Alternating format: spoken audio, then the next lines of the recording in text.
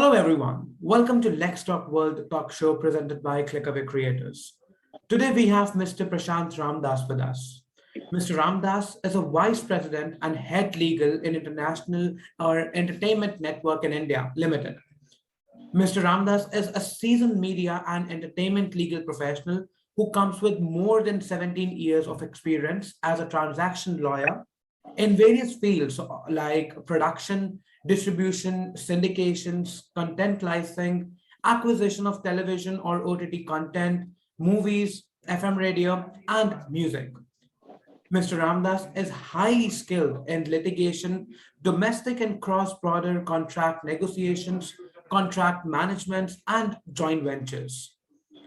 He has worked with the top names in the Indian media industry like Reliance Digital Entertainment, Balaji Telefilm, Motion Pictures, Star India, and many more.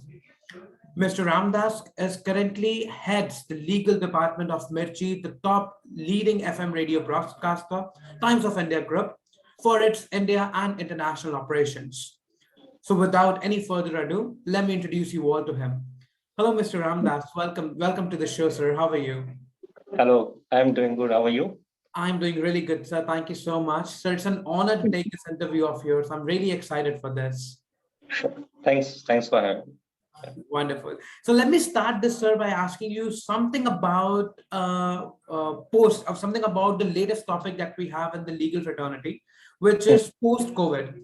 Now, what we have experienced, all of us, that the pandemic saw some courts being moved towards the proceeding and availability, and by starting with the virtual hearings and all.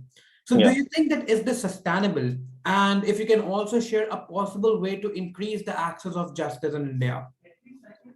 yeah. Of course, it is sustainable in my opinion. COVID, I think, has come into as a blessing in disguise. It has shown us that the proceedings can go online, and it's very comfortable for the even the litigants who cannot travel far off places uh, in search of justice. They can attend the hearings from the convenience of their homes. They can engage best of the lawyers and counsels from across India. They don't have to look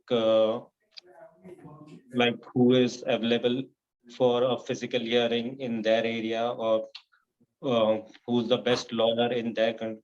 They can hire anyone from anywhere from any part of India, and the hearing can be done. So it serves well for the councils as well, Mhm. because they don't have to travel so much. They can attend multiple hearings at different courts during the same day. They can hear in the Supreme Court. They can attend a hearing in a High Court, a District Court, anywhere they want. And also, it helps to expedite the process. I believe it's a very welcome move, and I would like to see this continuing rather than it being converted to physical again, or at least I believe it should be a hybrid mode going forward, where the litigants or the counsels have the option of joining in virtually, making the best use of the available technology. Nice, really nice to hear this. And just one more thing on an addition that I really want to know is, do you think this is really helpful Yeah, to getting the justice? yeah, of course, it's very helpful. It helps the judges also to be like more efficient in managing their workload. Uh, and of course, it will aid the justice systems as well as the parties involved, the judges, everyone, to expedite the things, to like dispense justice in a more faster way. I would say, I would put it like that. Yeah. Absolutely, absolutely. So what we have assumed, like especially talking about the post-COVID, post-pandemic, now there were many changes made in the legal industry. We are all aware about this. Hmm. How would you want to rate the current legal system drive towards encouraging access to justice? And is there a tangible movement in closing the justice gap? We are seeing that slowly happening, not at the pace at which we would like to. But yes, there is, of course, a development from what it was to what it is. These online hearings, as I said, has helped a lot to a great extent. And also, we have a very capable Chief Justice of India in form of Justice Chandrachud, who is very tech savvy, and he is very keen on expediting the justice. I've seen him in one of our cases making a statement that he doesn't want the courts to be Tariq pe Tariq courts. So it shows the intention of the Chief Justice, and when it flows from the top, it percolates to right to the grassroots level. And I am very hopeful that we'll see a lot of changes in the legal systems. I would like to see more tribunals, specialized tribunals getting formed, which will further, I believe, help in dispensing justice. It will help the litigants because there will be subject matter experts on these tribunals who are more equipped to spend time on a particular case and have the expertise to uh, give their opinions on a complex legal issues. So yeah, Absolutely. I'm very hopeful that this is going in a positive way. Yeah. Amazing, amazing. Talking about the technology, sir, in this today world, we all know that everything is going more towards the digitalization. Yeah. Paperworks are going less, paper transactions are going less, everything is coming on a virtual mode now. Correct. Especially talking about the legal technology, what do you believe, or I would say, what are the most commonly used tools that are available for you, or your firm, or you use? I think the most commonly used are the data management systems where we digitize the entire data rather than it being in a physical form as traditionally there used to be kept in a heaps of files, and then it used to be difficult to access. So digitization of data is surely one of it. Then contract lifecycle management, which is very popular these days, where there is an end-to-end management of the corporate contract lifecycle management, right from the start of initiating the request from the users in the company uh, till the time it is executed, stamped and filed and scanned and everything. So it takes care of the entire life cycle. It gives you the reminders for renewals, and it helps in compliances. It sends the notifications to the relevant departments on what parts of the contracts they have to comply with. So it's a very useful tool for the entire organization, I would say, in terms of record management, in terms of expediting the executions, the negotiation procedure, the compliance with laws, and also compliance with the contract post execution, which is very crucial. Because most of the times, what happens is that the contract is executed and it's stored at a place, and nobody remembers what are the contents of it, what obligations are ensuring, when they are to be complied, what are the deadlines. So all these things in a digital form certainly helps. The only thing I am very doubtful about is the AI part of it, which is now very popular, the artificial intelligence. So I think that part is more relevant for the mundane day-to-day work, the templatized work, where it can be definitely expedited, where there is not much of application of mind. It's a run-of-the-mill kind of contracts, and in those it may certainly work. But in more complex contracts, high-value contracts, there's still manual intervention is what I prefer, because it's very customized, and a lot depends on the human interactions also in the negotiations and the finalization. So yeah, the technology has helped a lot, and we will see much more advanced tools coming in shortly, I think. Okay, nice. One thing that we really want to know, Mr. Ramdas, is that what we all believe is when we started moving towards the digitization, one thing that has been affected all of us is saving of time. Earlier, we have to go rush back and take out every piece of information or have every transaction on a paper mode. But Yeah. now, after the COVID, especially after the COVID, everything moved more towards digitalization, and we started to save times more, right? Yeah. So, and we all believe in this fact that time is money in any profession, but Mhm. in legal, this is really required by the lawyers, or I would say in legal, this is the phrase that works a lot. Yeah. Especially Yeah. talking about you, since you mentioned that you comes with a great experience of more than 15 years, more than 17 years, I would say. What Hmm. advice you would want to give to all of us by sharing anything that you can help us to know how you make the best of your time as a lawyer? I think the two single most important things are one is to make the optimum utilization of the technology which is available out there in the market, how best you can use it for your organization, how best it can suit to the peculiar needs of your organization. The second thing is how you templatize your regular work and minimize your intervention in the business so that even the business is not affected, and even the valuable time of legal resources is not used up in things where you do not actually need to apply your mind. So creating a business vertical specific contract templates is very crucial. They should be very comprehensive so that the business team can use it very easily. They're very objective. They know what to fill in, and they do not end up filling anything wrong in the templates. And then they depend less on the legal departments for their day-to-day work, and it helps both the legal resources as well as the business people. And internally, I would say efficiently allocating the work within your team.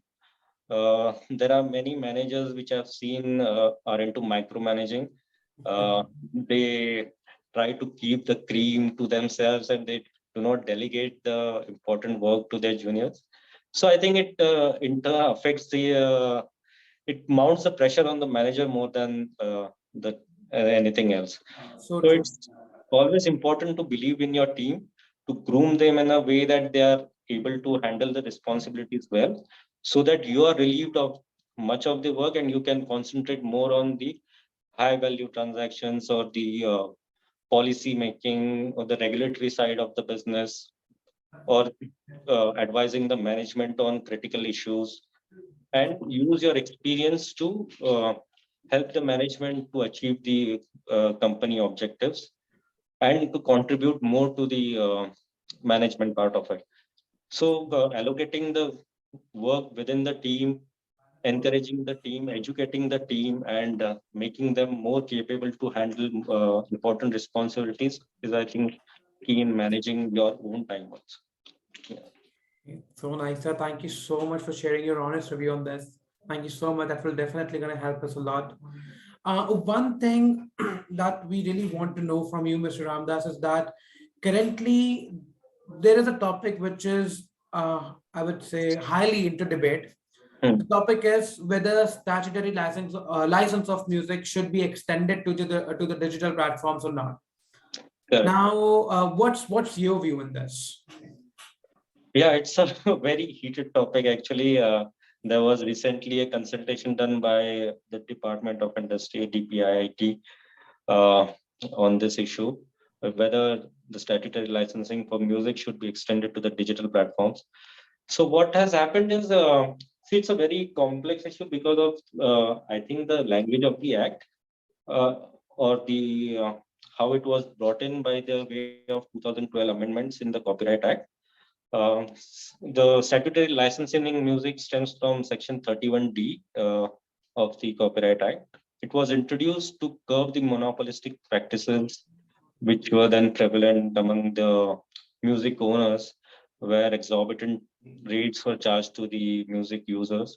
So the intent was to lay some kind of a fair benchmark where even the music owners are not disadvantaged, and the users also get a fair rate for the usage. So that was the intent of that. However, the way it was worded, it could. the interpretations were that it was limited to only two mediums, the traditional mediums of broadcast, like the FM radio and the television part of it. And a big impediment to the implementation was that there was no copyright board formed for a long period of time. As soon as it was formed, we were the first one to go to the courts and get the rates set for the statutory license proceedings.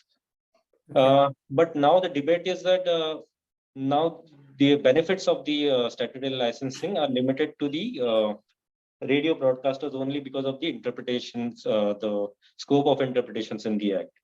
If you see the definitions of the broadcast, which are given in the Copyrights Act, and the broadcasting organizations are not defined, of course, but the broadcast is a very wide definition, which includes a wireless broadcast, any method of communication to the public. So ideally, it should apply to all mediums, not only to the traditional mediums of it. And it's very important in today's scenario because everything is moving towards digital.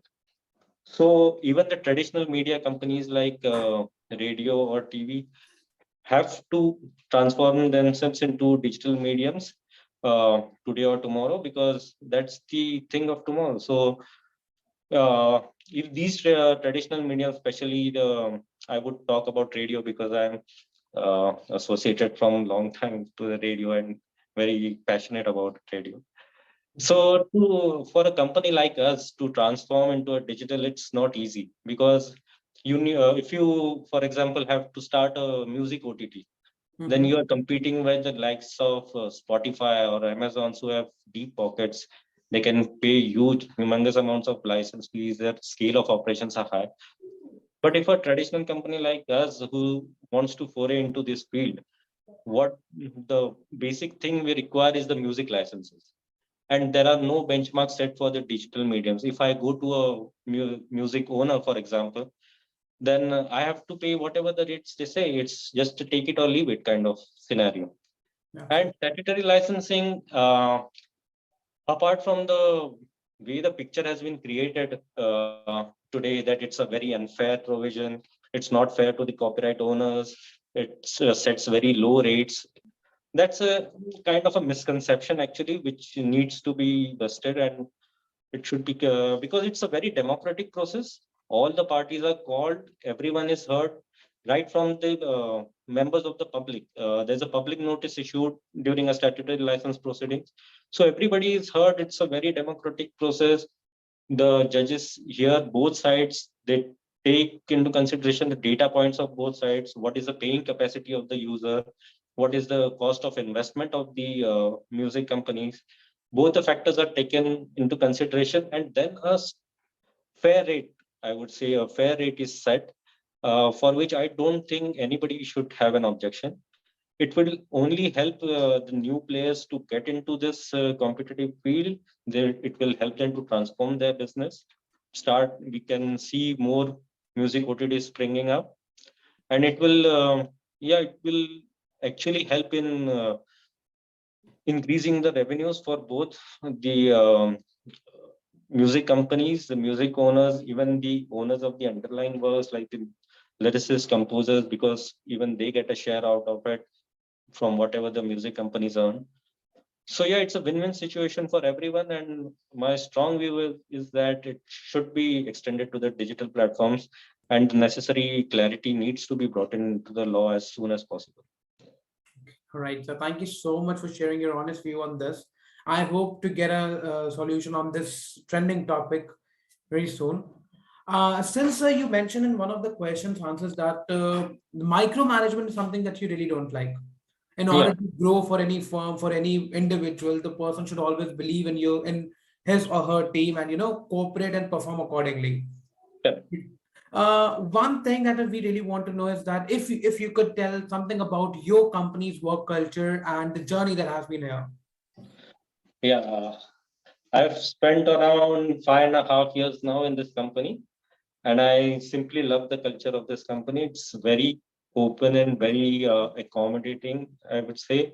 It gives you a lot of opportunity to grow. Mirchi is, as we are commonly known, It's Mhm. a they say it's a sunshine brand, and they live up to it. Their slogan is "Mirchi sunne wale always khush." Absolutely. So actually, Mirchi में काम करने वाले are always khush also. So they have maintained it both for their audiences as well as the people who work from them. They take really good care of them, and they give them a lot of freedom to work, freedom to come up with their ideas. The senior management is very approachable. You can anytime just barge into any cabin and talk about your ideas, talk about your important stuff. You don't have to wait for scheduling meetings with people. And the work culture is really great. It's like a close-knit family. So it has really helped me grow as an individual and as a professional. I've started as an AVP here and slowly I scaled up to heading the legal department. When my legal head left, they could have hired a more experienced person in my place, but they chose to have faith in me and elevate me to a position to head the legal function. And I am glad that I could live up to their expectations. But yeah, if the management doesn't give you that opportunity to grow within the organizations, then it becomes difficult for any professional to make the use of uh, whatever he has to its full potential. So I would highly rate this company in terms of work culture. It's been a great experience working here. And I think every company should have faith in their employees, in the abilities of them. They should groom them to be the next leaders. And that would help the organization in turn too. Yeah. Absolutely, sir. Absolutely. This is a saying that if in order to grow for any firm, this is required to grow all together. So Yeah. really nice to hear that there is a huge, a great working environment in Radio Mirchi, and definitely this is the fact that Radio Mirchi wale is always happy, is always cush, be it the one who is listening or be it the one who are working. Yeah. So, thank you so much, sir, for sharing such a great insights with us. Thank you so much for a lovely conversation that we have today. We Yeah. will again, or we would look, we'll again sit in future and discuss some latest trending topics that are going on in the legal industry, in the international legal industry. But as of now, for our viewers, if you really like this chat, I would request you to please like and share and also subscribe to our Clickaway Creators YouTube channel to appreciate what we do. And you have many more coming from the great industry leaders. Thank you so much, Mr. Ramdas, for taking out your valuable time and giving us your time today. Thank you so much for having me. It was a great experience. Thank you so much for everyone. This is Chris from LexTalk World signing off.